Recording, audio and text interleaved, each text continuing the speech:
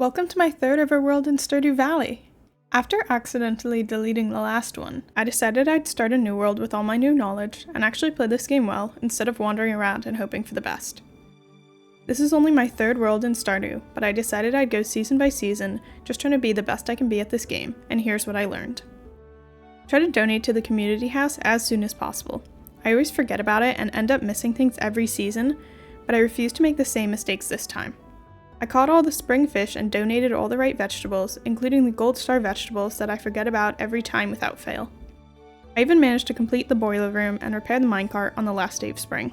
I also actually farmed, so every time I picked something, such as my parsnips, I went out and bought more seeds, and I saved one of each item just in case, which has already paid off because somebody wanted a cauliflower. This does include a Jojo Cola because I was unable to fish one out when needed. I prioritized making spring seeds so I could get extra money and energy from the additional foraging items. I'm definitely doing this again next season because it made me able to afford my barn. I invested in farm buildings early in the season, giving me time to get a coop with 2 chickens, including a white chicken which I've never had before, a barn that's waiting for me to go to Marnie's and buy a cow, and a silo that has some wheat in it. I was not able to afford a house upgrade. I am saving up for it because it is hard to go an entire day without food to sustain me, and the 13 energy from forageable items just isn't cutting it. In addition, I try to at least talk to the villagers, if not give them gifts, because it inevitably will happen that I need something from someone and have to build my friendship with them from scratch.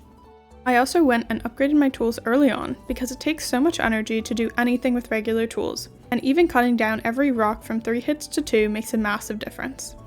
I went fishing whenever I needed money because not only do fish sell better than most things early game, but they also provide a pretty decent food supply. The most crucial step is definitely getting a cool hat. Now this may sound challenging, especially if you go to the mouse in the house, because I could just not afford an 1,000 coin hat. But I did win the egg hunt, which means you get a straw hat, and then I got the trash hat, so now I look like the trash can that my neighbors have that is constantly overrun by raccoons. Anyway, I recommend getting machines sooner rather than later. Typically, I wait until I'm overrun with stuff to start making them, but I made 2 preserve drawers, and although they take a few days, their products sell for more than just the raw item. I also have a mayo maker for the 1 to 2 eggs I get a day, but again, they sell for more than just the egg itself. My other advice is to donate to the museum. Obviously, some things you shouldn't give to the museum, like your first prismatic shard or your first dino egg, but I am not far enough along to have either of those yet, and I do want to be able to get in the sewer because Krobus' shop has some pretty great items. I've also grown as a person and actually kill the monsters in the caves rather than running away from them.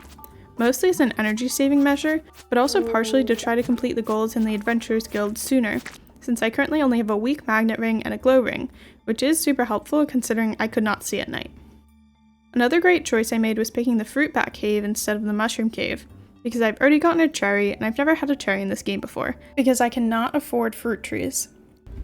If I had extra energy, I always tried to cut down trees, because inevitably you will need wood and you never want to cut it down when you actually need it. If I had no energy, I would go foraging, because it would either give me more food or something to sell at the end of the day. I would also recommend only upgrading your bag once in the beginning, because the second upgrade costs so much, and it's doable to only have 2 rows of storage. Obviously, I'm going to want it at some point, but it's just not my main priority right now. My plans for the future include expanding my farm and moving in with Krobus again, because not only does he give great gifts, but he is my favorite town member. I also want to upgrade my house, which I'm currently saving up to do. I will continue donating to the community house because each room being completed helps so much, like how I just unlocked the minecart. Please like and subscribe if you enjoyed this video and if you want to see another season. My final recommendation is to not record during a storm because I was constantly in fear that the power would go out and I'd lose my recording.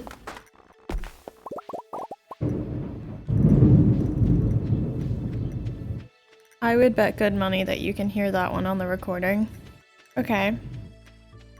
This is fun. I actually really enjoy thunderstorms, so That's crazy. That's real close.